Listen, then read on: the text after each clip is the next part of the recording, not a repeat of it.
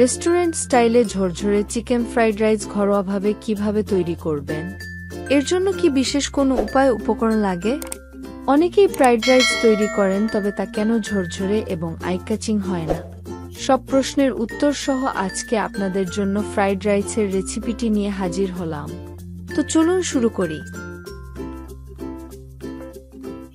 Chicken fried rice তৈরির জন্য প্রথমে একটি চিকেন ব্রেস্ট পিস নিয়ে ছোট ছোট করে কেটে নিলাম।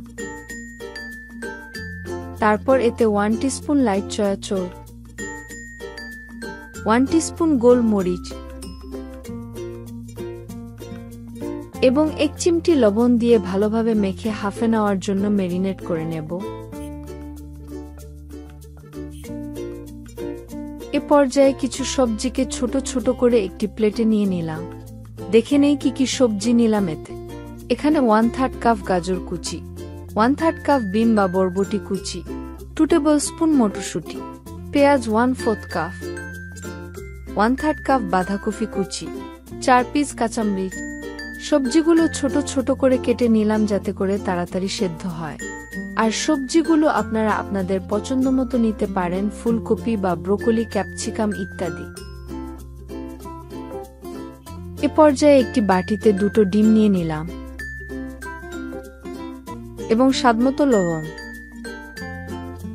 ও গোলমরিচ 1/4 টিস্পুন দিয়ে ভালোভাবে ফেটিয়ে নেব।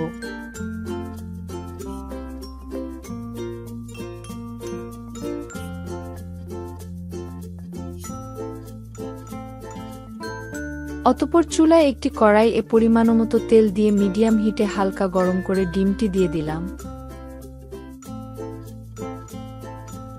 ডিমটি হালকা শক্ত হলে ভালোভাবে নেড়ে ভেঙে দেব।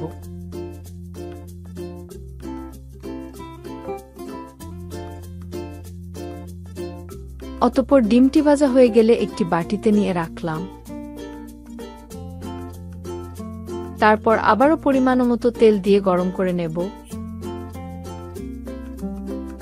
এবং 1 টিস্পুন রসুন দিয়ে হালকা করে ভেজে নিলাম। তারপর চিকেনগুলো হাই হিটে 10 মিনিট ভেজে নেব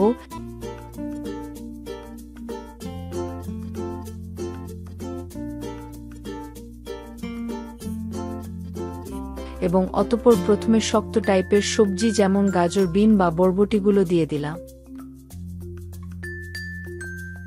তারপর মটরশুঁটি এবং অন্যান্য সবজিগুলো দিয়ে ভালোভাবে নেড়ে দেব। তারপর এতে স্বাদমতো লবণ দিয়ে দিলাম। শেষের দিকে বাঁধাকপিগুলো দিয়ে আবারও ভালোভাবে নেড়ে দেব এবং ভেজে নেওয়া ডিমটিও দিয়ে দিলাম। সবজিগুলো ভাজা এবং হালকা নরম হলে সবশেষে আগেই কুক করা রাইসগুলো দিয়ে দিলাম। আমি 1.5 কাপ চিনি গুঁড়ো চাউলকে পানি দিয়ে ফুটিয়ে 90 থেকে 95% সেদ্ধ করে নিয়েছিলাম। ফ্রাইড রাইসের ক্ষেত্রে চাউলগুলো বেশি সেদ্ধ করলে ভাতগুলো ঝরঝরে থাকবে না। এক্ষেত্রে চাউলগুলো কুক করার সময় খেয়াল রাখতে হবে। তবে আপনারা চাইলে চিকেন ফ্রাইড রাইসের জন্য বাসমতি বা কালোজিরা চাউল ও ইউজ করতে পারেন। এ পর্যায়ে 2 teaspoon light soya sauce, 1 tablespoon dark soya sauce, 1 tablespoon chilli sauce এবং 1 টেবিলস্পুন ওয়েস্টার সস দিয়ে নেড়ে সবগুলোকে ভালোভাবে মিক্স করে নেব এবং 15-10 মিনিট কুক করে নেব। রাইসগুলো দেওয়ার পর চুলাকে লো হিটে রাখবো এবং বারবার নেড়ে দিব যাতে ফুটে না যায়।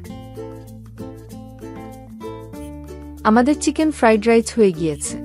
এখন এগুলো পরিবেশনের জন্য প্রস্তুত। আপনারাও চাইলে রেসিপিটি ট্রাই করতে পারেন।